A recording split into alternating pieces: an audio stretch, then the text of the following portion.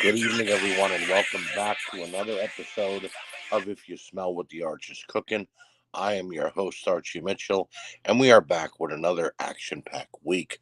That's right, the world of modern day professional wrestling is coming back in a big way, in my opinion, because, well, let's face it, every company is firing on all cylinders. That's right. And if you miss even just 5 minutes of an action packed episode, of Raw, SmackDown, Dynamite, NXT, or any of the other wrestling that we have at our disposal, well, you have to go back and find it somewhere. Well, that's why I'm here. I am here to give you your weekly dose of what you missed, what you saw, what I thought, and what you need to hear. Tonight, we will have our normal quick hits and highlight reel, but on the highlight reel will also be AEW Dynamite. Why? Because I will be reviewing NXT Halloween Havoc and NXT Tuesday Night from USA. And then to wrap the entire show up, I'm going to go ahead and do a new segment that I'm doing just for this week, and it's called the top names in their company currently. We'll look at all of the companies that I'm currently watching, and I will tell you who I think, in my opinion, are the top guys. Because, well, that's what we do on the show. I tell you what I think and what I'm seeing in the top wrestling promotions in the world. So, let's go ahead and dive right into it. Let's go ahead and get into some quick hits, ladies and gentlemen.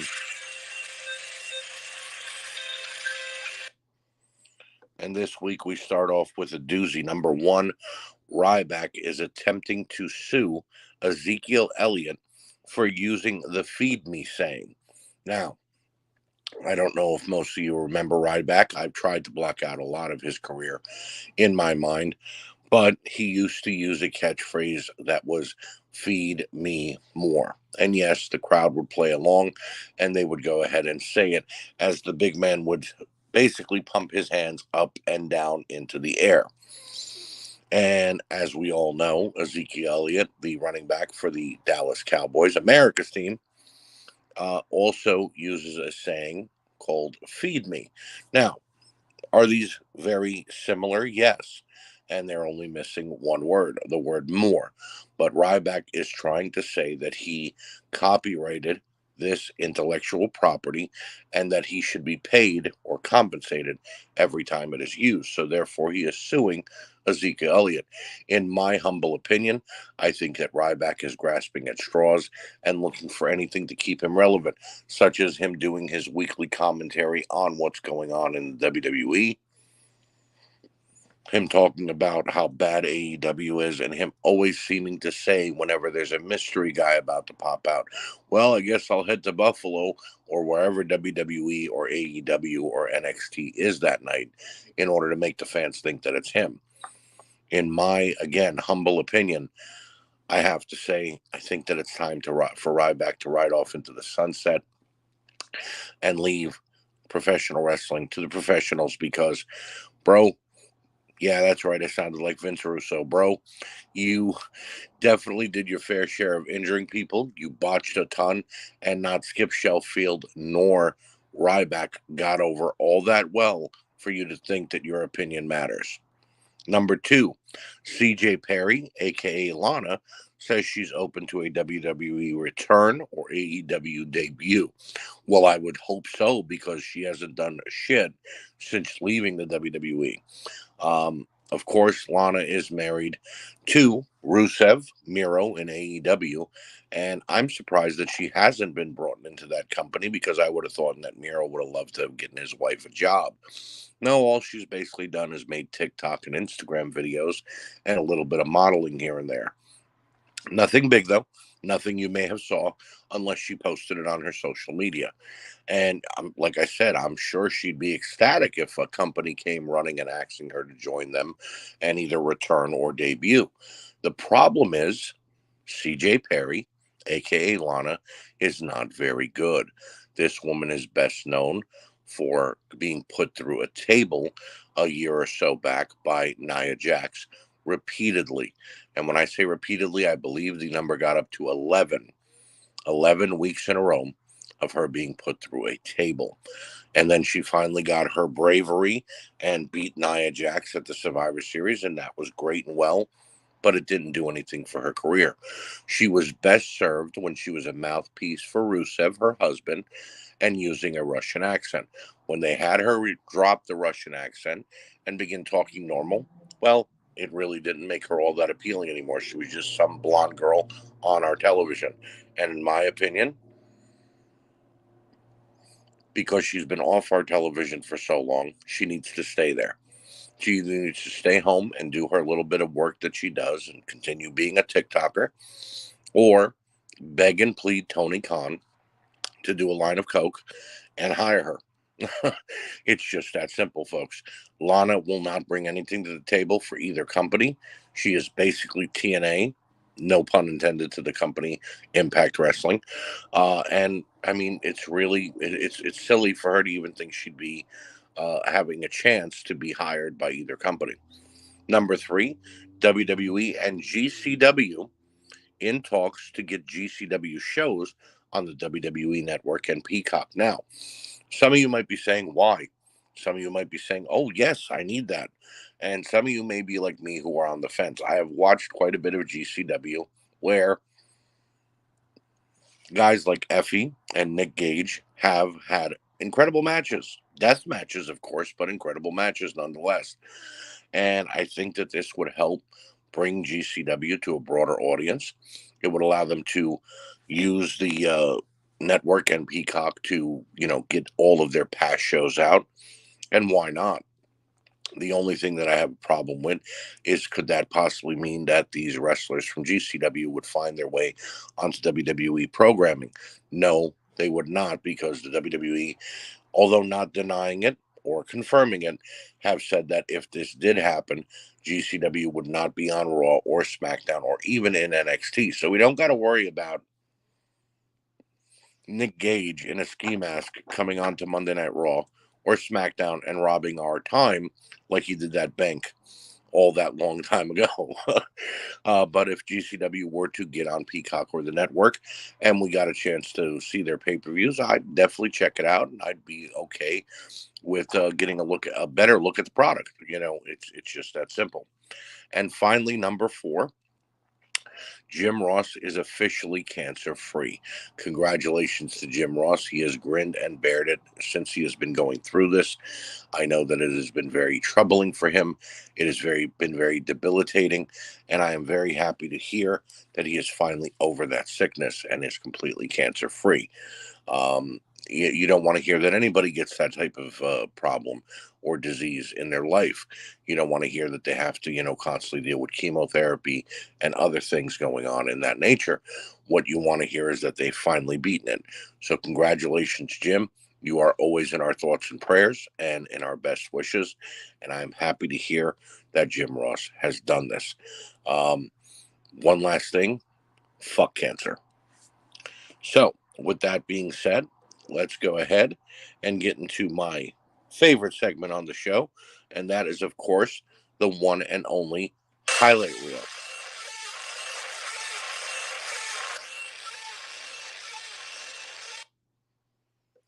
And starting us off is Monday Night Raw this week. We've got Finn Balor taking on Carl Anderson in the opening matchup. This was a great outing for both, a 20-minute back and forth match in which both men got highlighted. We saw some great moves from both Finn and Carl, and the Judgment Day and OC Club got their chance to actually continue their storyline. I mean, we saw Rhea Ripley body slam Doc Gallows, who's not a small man.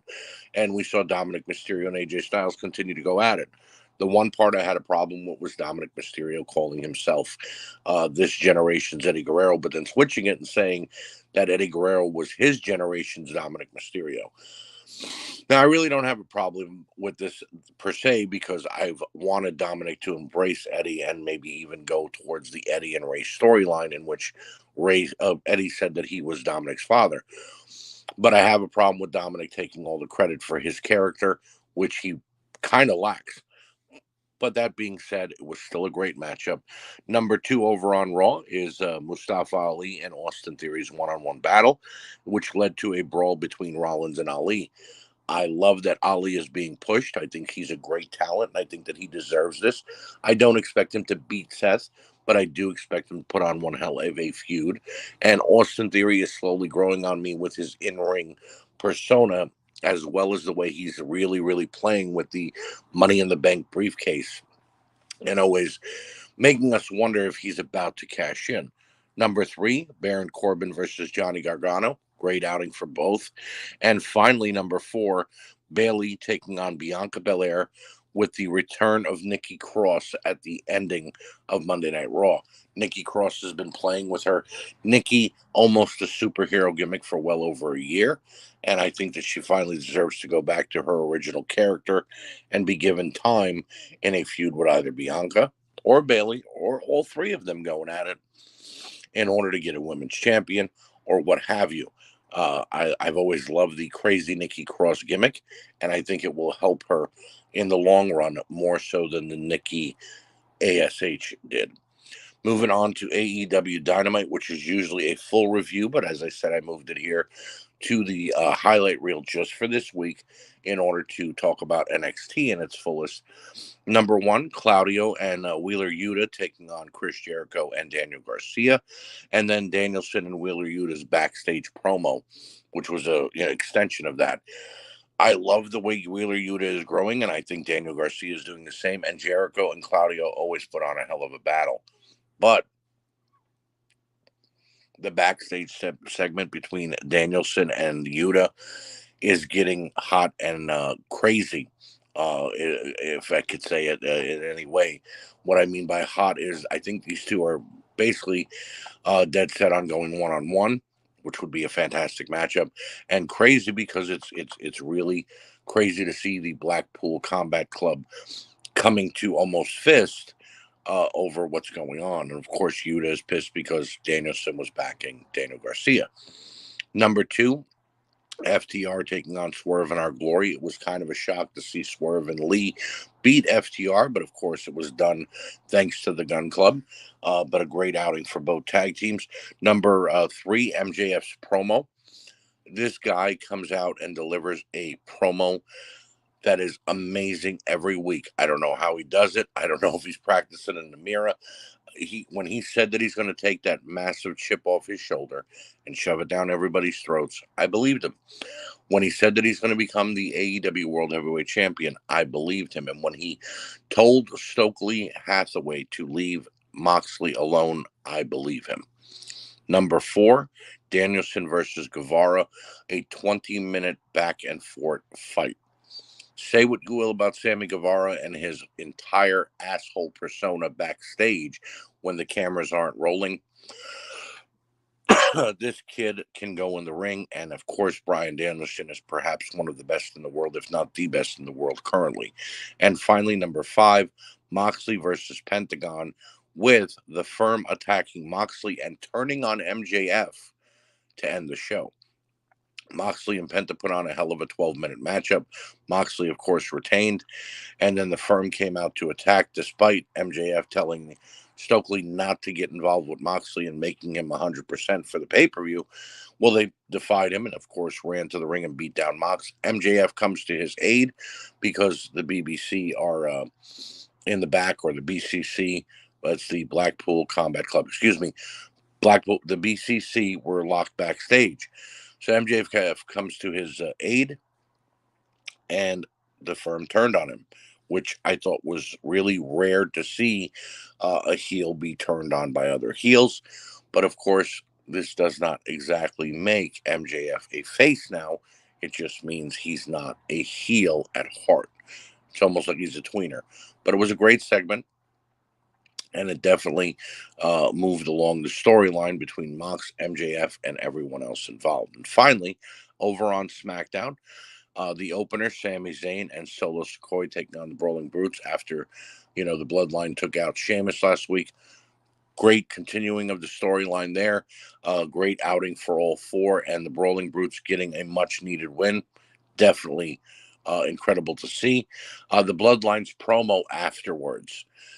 I don't know if it was Sami Zayn's comedy and him breaking Roman Reigns mid-ring and seeing Jay and Roman not be able to hold their composure, or if it was the way Roman Reigns delivered this promo to Jey Uso. It was fantastic, though, and I thoroughly enjoyed it. Number 3, we saw Emma's return. That's right, the Evolution is back in the WWE. Now, I don't know if this was for one night only because she answered Ronda Rousey's open challenge, or if this will be a continuedness and she will be back on Monday Night Raw or SmackDown completely. But it was still great to see Emma back in the WWE ring. And finally, Bray Wyatt's promo to end SmackDown. You know, this guy comes out and he says that he is changed and he's here just as himself, and that he, is showing us the real Bray Wyatt. And then the screen goes black and you go to the big screen and it's one of his masks or one of his personas taking over. This one happens to be known as Uncle Howdy. And I have to say, it is a crazy looking mask. It is fantastically well made and it is really well done. Kudos to the WWE for going ahead and doing this. And kudos to Bray Wyatt for coming up with it. It was fantastic. A great ending to Friday Night SmackDown. So, with that being said, we're going to go ahead and get into our first show review, and it is NXT's Halloween Havoc.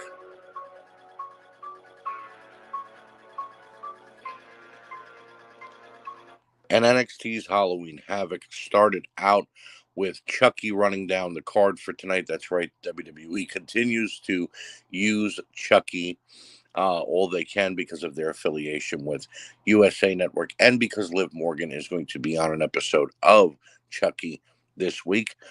We then shoot to Shotzi and Mabel Dust Quincy welcoming us to the show. We get a recap, and it will apparently be Apollo Crews and Grayson Waller in a casket match after they spun the wheel for their Spin the Wheel, Make the Deal match. We go to our opening matchup, and it's the North American ladder match between Carmelo Hayes, Von Wagner, Wesley, Nathan Frazier, and Ora Mensa.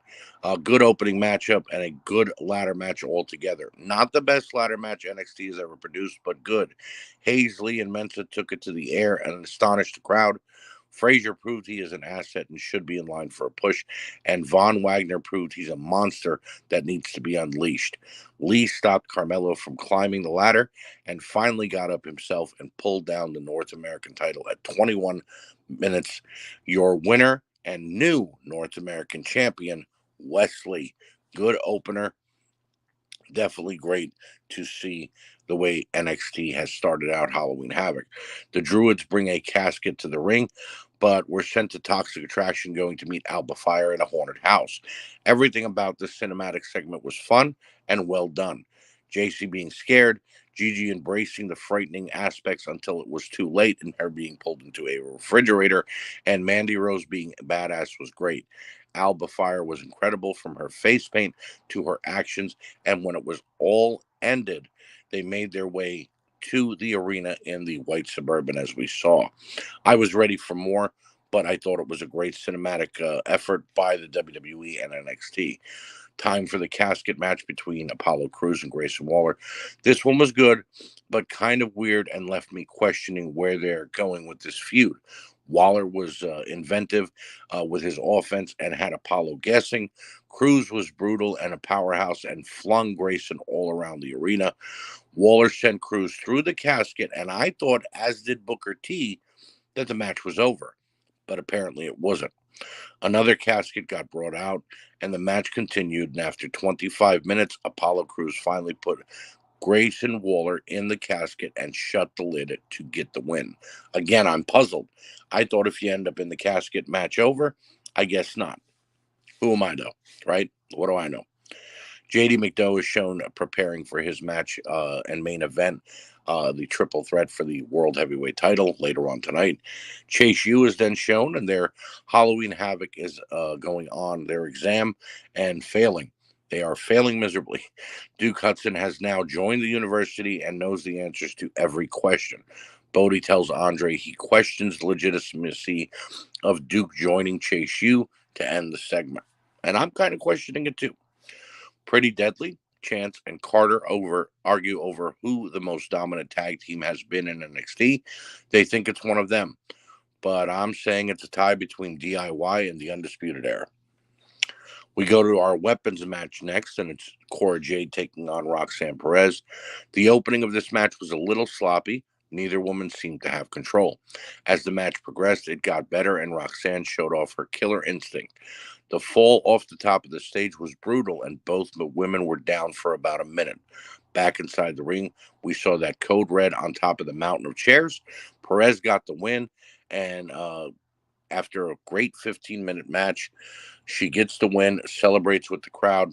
Not bad, but just okay. I said great, and it was great, but these two women could have gotten so much more out of this matchup, in my humble opinion.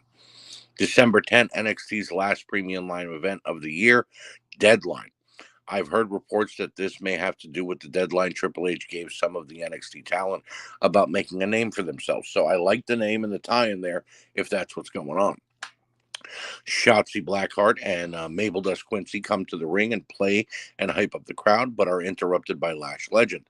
Lash wants to be the host of Halloween Havoc, but Quincy keeps shutting her up, and this allows Shotzi to take her out with a DDT.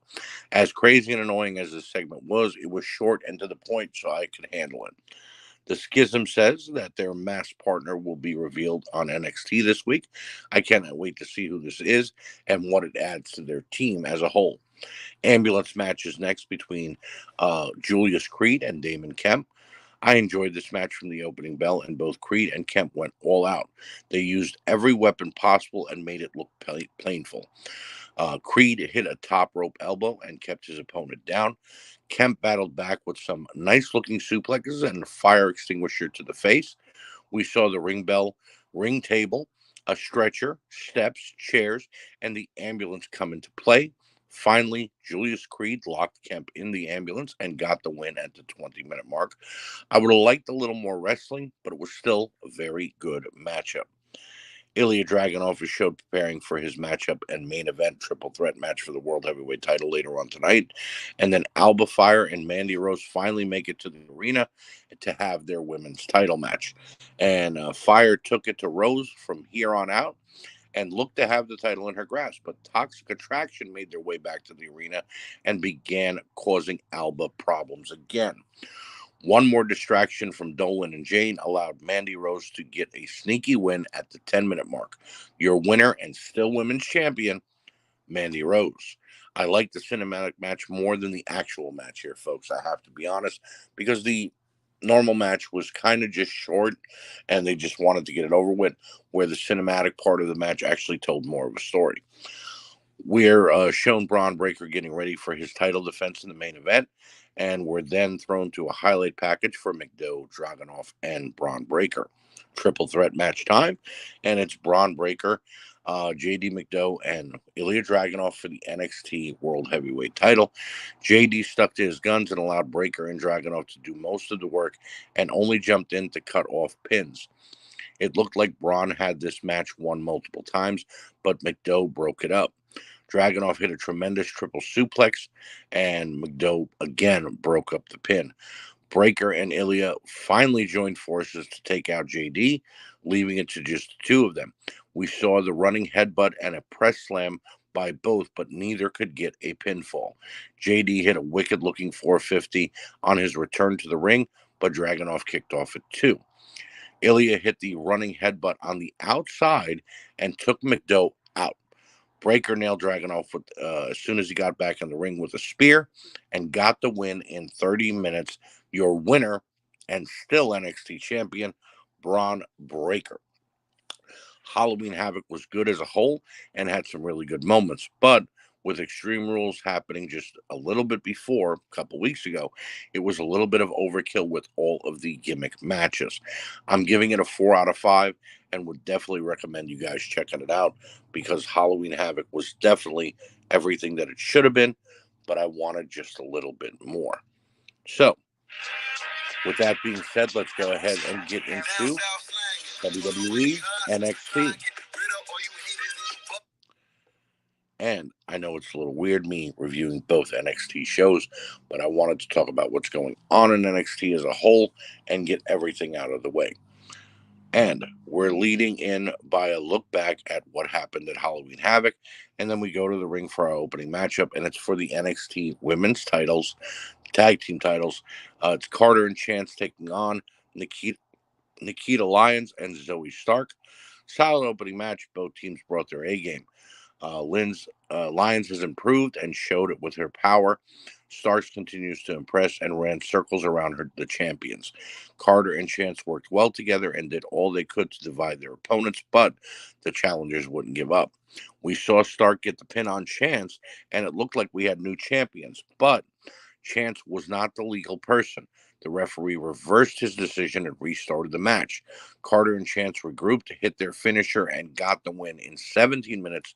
Your winner and still NXT Women's Tag Team Champions, Carter and Chance. Except for the false ending, this was a good tag team matchup. Ilya Dragunov cuts a promo about how close he was to becoming NXT champion and guarantees to take JD McDowell out tonight. A vignette for the returning Dominik Dijakovic is shown, and I, for one, am happy for him, and he deserves another chance under his regular ring name rather than being Mace or T-Bar or whichever the hell the one he was. Wesley is out next, and he wants to address the live NXT audience. Wes thanks the crowd and says he was in a dark place, and the love of the crowd brought him back. Grayson Waller interrupts and says Lee is just sucking up and that he hates Halloween. R-Truth interrupts and welcomes everyone to Halloween Havoc. Waller tried to stop Truth, and they go back and forth, but Truth keeps making fun. And then Lee finally tells Truth that, he understands Waller is frustrated and everything like that, but that it's not Halloween Havoc. Truth missed it. Waller then challenges Truth to a matchup next week, and I have to be honest, he tried for a cheap shot on Truth, but Truth and Lee then took him out. Slight fun segment, but a little long and a little out of hand, if I'm honest. Blade and Enoff talk about their opportunity later on tonight, and then quote Eminem. They're ready for their tag team title match later on against Pretty Deadly. Mabel Dust introduces Shotzi, and we're ready for Lash Legend and Shotzi one-on-one. Mackenzie interviews Apollo Crews backstage, and he says Grayson Waller is now behind him, and he's ready to be NXT champion. He sees the vision, and when Braun Breaker returns next week, he'll be watching. Lash Legend taking on Shotzi Blackheart. Quick start and a quicker finish to this one. Legend tried to overpower Shotzi, but she fought back and kept her bigger opponent at bay. Legend tried for a chokeslam, but Shotzi countered, hit her finisher, and got the win in 3 minutes. Good work by NXT. They need to keep Lash in the ring as less as possible. The Creeds are getting amped up backstage, and Brutus looks ready for his 5 minutes with Damon Kemp. The Creeds come out, and Julius and Brutus cut a heartfelt promo about what they've gone through. Damon Kemp is shown on the big screen, and he says he is not medically cleared, but he will get to Brutus in the future. Out of nowhere, Sangha and Veer Mahan hit the ring and take the Creeds apart. They've reunited in a big way. Pretty Deadly are shown talking about their title defense tonight. It looks like they're finally being serious, but then they snap back to their annoying as fuck selves. Toxic Attraction is shown on three-way FaceTime, and they are discussing Halloween Havoc. Next week, Mandy Rose and the girls will celebrate 1 year of Mandy as NXT champion. And I can't lie, they've done a ton for the division since coming together 1 year ago. And now it is time for the NXT World Tag Team title matchup. It's Enoff and Blade taking on Pretty Deadly. Very good back and forth outing for both teams. Enoff and Blade showed a ton of innovative and high-flying offense. Wilson and Prince used anything they could and even pulled off some underhanded tactics behind the referee's back.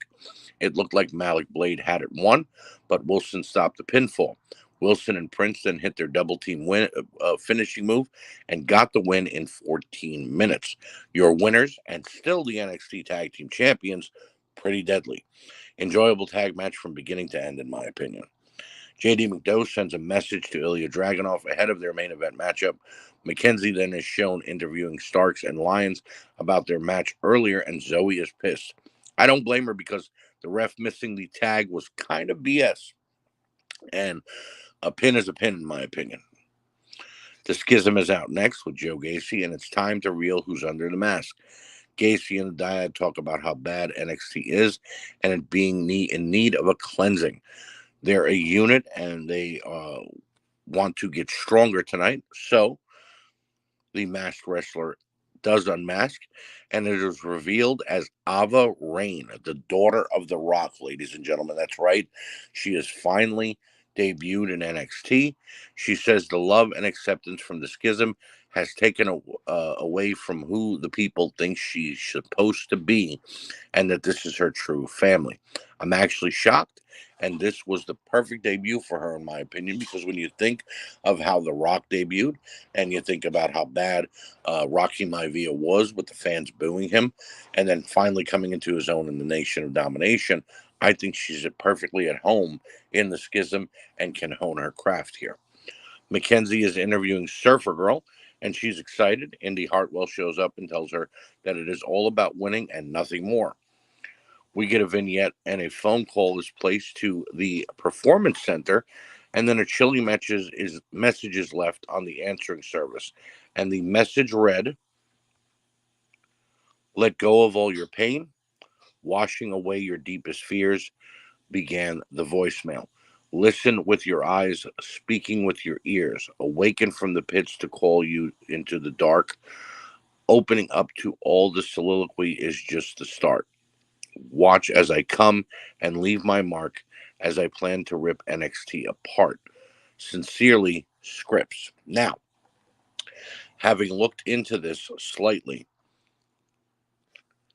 the name Scripps was recently copyrighted by the WWE, along with a bunch of other names for wrestlers who are about to debut in NXT at the Performance Center. So, this very well may be a brand new wrestler set to debut, or this could be a repackaged superstar. I'm going to go with it being a brand new superstar, and I like the way that they're debuting him. What I don't like is it being so cryptic, because when you got Joe Gacy in the Schism and now Bray Wyatt back over on SmackDown, maybe it's too much dark and scary things. And I get it. We're in the middle of Halloween season, but it's almost over. So I would like for the next messages to be a little less cryptic and a little more to the point, and maybe get us to understand who or what this is going to be. So we go to the ring now for our next matchup, and it's Indy Hartwell taking on Sol Roca, the Surfer Girl. Decent match with both women hitting some right hands and a couple of slams. Roca got a little leadway, but Indy hit a wicked-looking clothesline and took it to her opponent. Hartwell hit her finisher and got the win in 3 minutes. Short and sweet. Well done. Post-match, Elektra Lopez hit the ring and made her return to NXT by taking out Roca and Hartwell. The former Legado del Fantasma member is back, and she looks pissed. Chase U is shown, and Bodie is missing, but Duke Hudson is back. Andre is schooling the class on the holiday season and what it means to WWE. The segment ends with Hudson stealing a pen. I don't know where this is going. I'm not sure, and I'm not going to pretend like I like it so far, because I don't know where it's going. It could end up into just a big pile of poop. Who knows? And then it's time for our main event. And what a main event these two put on. It was fast and furious from the beginning. Dragunov took it to McDowell with a triple suplex and ended it with a teardrop. They waged war throughout the rest of the match, and both men wouldn't give an inch. McDowell went back to his cheating ways and got the advantage, but Ilya just kept fighting. We then saw a bad-looking spot, and Dragunov was left laying with the referee checking on him. McDowell got the win at the 15-minute mark after a referee stoppage. This is the second week in a row. First Hangman Page over on AEW, and now Dragunov on NXT. Post-match, they checked on Dragunov and got him on a stretcher as McDowell watched on. I hope he's all right, and this is just a work, but in all honesty, I don't know yet. NXT definitely delivered coming off of Halloween Havoc and put on another good episode, giving it a 4 out of 5 because the in-ring action was good, and the new storylines have me guessing and wondering what's about to go on. So, with that being said, we come to our final segment of the evening, and I am calling this the State of the Union. Who's the top star in their respected companies? And let's go ahead and start it off with number 1, Impact Wrestling. And I give that to the Impact champion, Josh Alexander. That guy is actually a weapon. It's not just a name that he gave himself. Josh Alexander has been taking on all comers and is doing a fantastic job. Number 2 in New Japan, the IWGP champion Jay White is the man, in my opinion. He has been wrestling all over the world as of late and doing everything he can to get over, and guess what? He has done just that. MLW, I give it to Hammerstone, the reigning MLW champion. Now, I know you guys are seeing a little bit of a little bit of continuance with it being the champions, but I promise you it gets better. Hammerstone has had incredible matchups with everybody on that roster and even a couple of NWA stars as well. So I think that he is deserving of the spot. Over in NXT, it's Braun Breaker, the NXT champion. This young man has been a true breakout star this year and has done everything asked of him and he can possibly do as the champion. Now, over in AEW, no, it's not Jon Moxley. No, it's not CM Punk. He ain't there anymore, and it certainly ain't Kenny Omega because he's still on suspension. In AEW, in my opinion, it is MJF because the damn approval that this man is getting from the fans, the fact that they are talking along with his promos, the fact that they are quoting him, the fact that they are eating up every word that he is saying, makes him the number one star in AEW. And finally, in the WWE, I got to do this in parts though, because there are two. And the 1A, Bray Wyatt. The 1B, Roman Reigns. Bray Wyatt, because since his return, the fans have been cheering him completely. They have been on their feet. They have been, again, chomping at the bit to listen to his every word, and it has been absolutely fantastic. Now, over on the flip side, you've got Roman Reigns, who isn't just allowing them to eat out of the palm of his hand with his promos. You understand? He's not just dazzling us with his words. When he does get in the ring, he's delivering the work. This man has beaten everybody in his path, from Goldberg to Roman Reigns to John Cena, you know what I mean, to Brock Lesnar. Roman Reigns has beaten everybody that he possibly can. So that is definitely the 1A and 1B in that spectrum. Every company has been producing incredible stars over the last few months. The WWE is bringing back new stars left and right. And even AEW is debuting people like Saraya and many others over the last couple of months. That's why I say wrestling is once again firing on all cylinders, and we are back in an influx of good actual wrestling shows. So if you miss one, guess what? You got to go back and find it. I want to thank you guys for joining me as usual.